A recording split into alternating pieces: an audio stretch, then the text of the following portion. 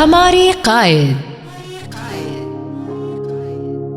मोहम्मद अली जिन्ना 25 दिसंबर 1876 को जिन्ना भाई पूंजा और मिट्ठी भाई के घर वाक़े वजीर मेंशन कराची में पैदा हुए। जिन्ना का ताल्लुक एक मुतवस्सित घराने से था। आपके वालिद एक ताजिर थे जो रियासत गोंदल के खानदान में पैदा हुए। आपकी वालदा भी इसी गांव से थी। आपके वालिदैन 1875 में कराची मुंतकिल हुए। जिन्ना अपने वालिदैन की दूसरी औलाद थे। आपके 3 भाई और 3 बहनें थीं। लड़कपन में जिन्ना कुछ अरसे बंबई में अपनी खाला के घर रहे, जहां उन्होंने गोकुलदास तेज प्राइमरी स्कूल में दाखिला लिया। बादशाह कैथेड्रल जॉन कॉनन स्कूल से तालीम हासिल की। कराची में आपने सिंध मदरसतुल इस्लाम और Christian missionary society high school में भी तालीम का सिलसिला जारी रखा। आपने मैट्रिक बंबई यूनिवर्सिटी से किया। 1892 में जिन्ना पूंजा के कारोबारी दोस्त सर फेडरिक ली क्रॉफ्ट ने जिन्ना को लंदन में वाक़े अपनी firm grams shipping and training company में अप्रेंटिसशिप की पेशकश की, जिसे आपने कबूल कर लिया। इसी असना में आपकी वालदा ने आपकी कजन एमी बाई से आपकी शादी करा दी। जिन्ना की वालदा और पहली बेगम दोनों का इंतकाल इनकी बरतानिया में मौजूदगी के दौरान हुआ। 1893 में आपके खानदान ने बंबई में सुकूनत इख्तियार की। लंदन आने के बाद जिन्ना ने कानून की तालीम हासिल करने के लिए अप्रेंटिसशिप छोड़ दी। आपके वालिद इस बात से सख्त नाराज हुए। बैरिस्टर बनने के मुतमन्नी जिन्ना ने लिंकिंग इंस में शमूलियत इख्तियार की। कानून का इल्म हासिल करने के लिए जिन्ना ने एक मुस्तकिल बैरिस्टर की पैरवी की और कानून की किताबों से रुजू किया। बरतानिया में अपनी तालीमी सफर के दौरान जिन्ना 19वीं सदी के बरतानवी लिबरलिज्म से मुतासिर हुए। ये सियासी थ्योरी जमहूरी फॉर्म और तरक्की पसंद सियासत का ख्याली प्रचार करती है। आप भारत के पारसी सियासी रहनुमाओं के दादा भाई नूरजी और सर फिरोज शाह मेहता के मद्दा बन गए। नौरोजी को बरतानिया के पहले मेंबर ऑफ पार्लियामेंट होने का एजाज हासिल था। मगरबी दुनिया न सिर्फ जिन्ना की सियासी जिंदगी पर असरअंदाज हुई, बल्कि उनकी जाती तरजीहात खुसूसन लिबास भी मगरबी तर्ज मुआशरत की अक्कासी करता था। जिन्ना ने पूरी जिंदगी इंतहाई उम्दा लिबास से बितन किए। उनके पास 200 सूट थे। कमीज में भी हमेशा कल्फ लगा होता और एक रेशमी टाई को 2 बार से ज्यादा इस्तेमाल ना करते। अगले सालों में आपने कराकुली टोपी पहनना शुरू कर दी, जो बाद में आपकी निस्बत से जिन्ना कैप के नाम से मशहूर हुई। 1895 में सिर्फ 19 वर्ष उम्र में आप कम उम्र तरीन हिंदुस्तानी थे जिसे बरतानिया की बार में वकालत के लिए बुलाया गया। 1897 में 20 वर्ष की उम्र में जिन्ना ने बंबई में वकालत शुरू की। आप उस वक्त बंबई शहर के वाहिद मुसलमान बैरिस्टर थे। रोशन मुस्तकबिल की जानिब उनका पहला कदम उस वक्त उठा जब बंबई के एडवोकेट जनरल जॉन वुल्सवर्थ ने इन्हें अपने चैम्बर से काम करने के लिए दावत दी। सन 1900 में बंबई प्रेसिडेंसी मजिस्ट्रेट का ओहदा वक्ती तौर पर खाली हुआ तो जिन्ना ने आर्जी तौर पर इसे अपना लिया। जिन्ना ने अपनी सियासी जिंदगी का आगाज 1904 के दिसंबर में बंबई में मुनक्किदा कांग्रेस के 20वें सालाना इजलास से किया।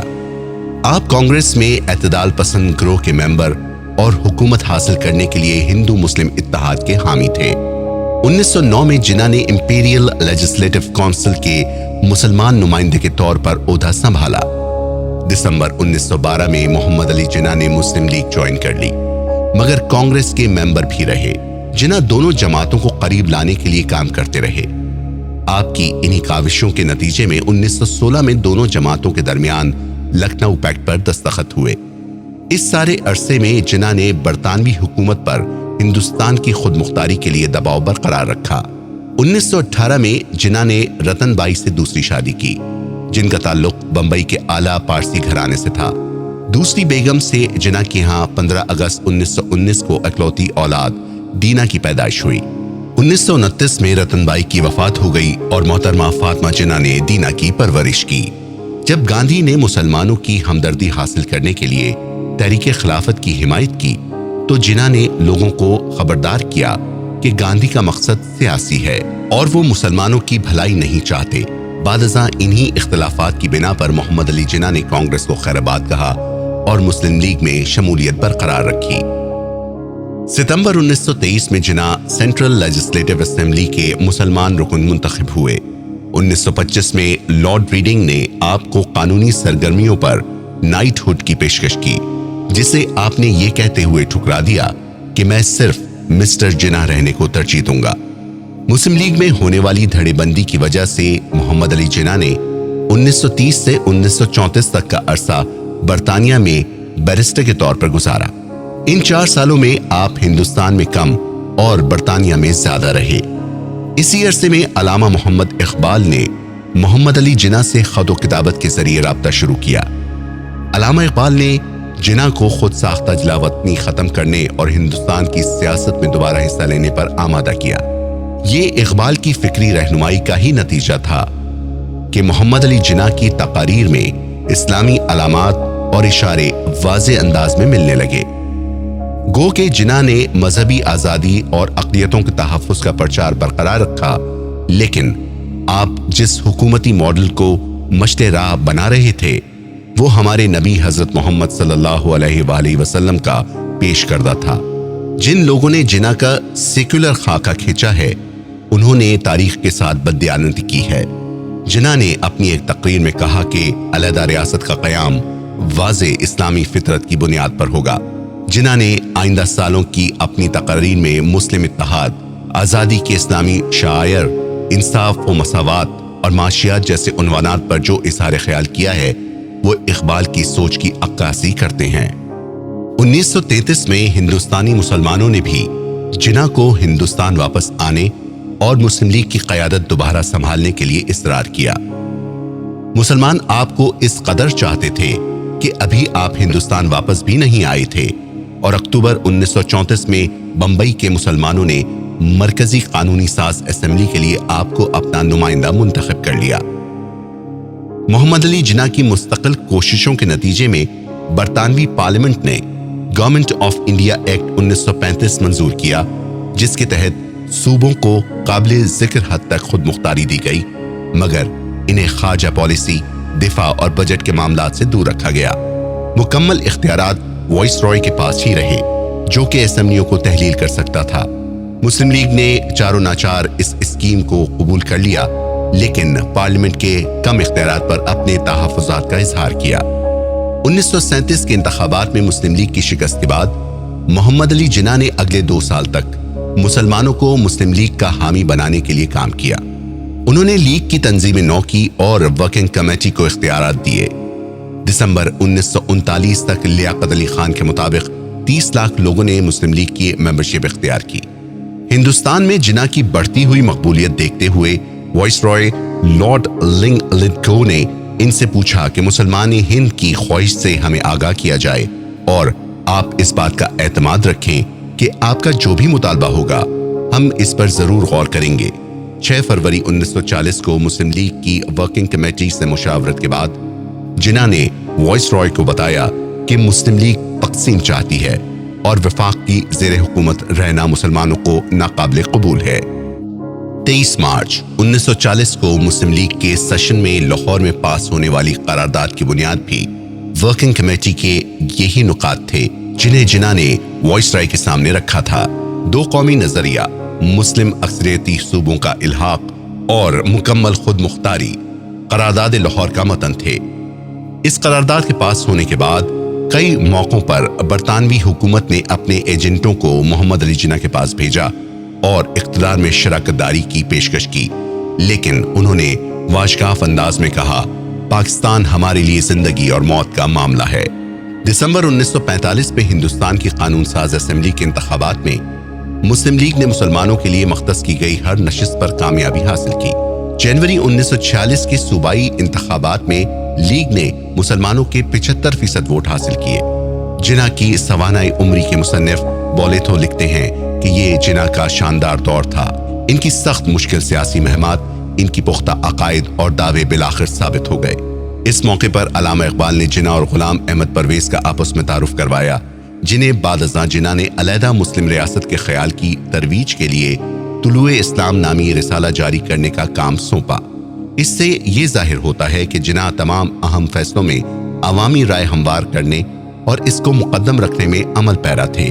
24 مارچ 1947 کو ہندوستان کے آخری وائس رائے لارڈ ماؤنٹ بیٹن نے جب دفتر سنبھالا تو اسے محمد علی جناح کے حوالے سے سخت تنبیہ کی گئی کہ اس ملک میں اب تک کوئی بھی جناح کے ذہن تک نہیں پہنچ سکا۔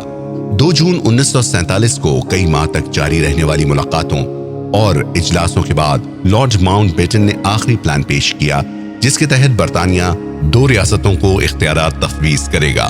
3 جون کو ماؤنٹ بیٹن، نہرو، محمد علی جناح اور بلدیو سنگھ نے اس پلان کا باضابطہ اعلان ریڈیو کے ذریعے کیا۔ جناح نے اپنے خطاب کا اختتام پاکستان زندہ باد کے نعرے سے کیا، جو کہ اسکرپٹ میں شامل نہیں تھا۔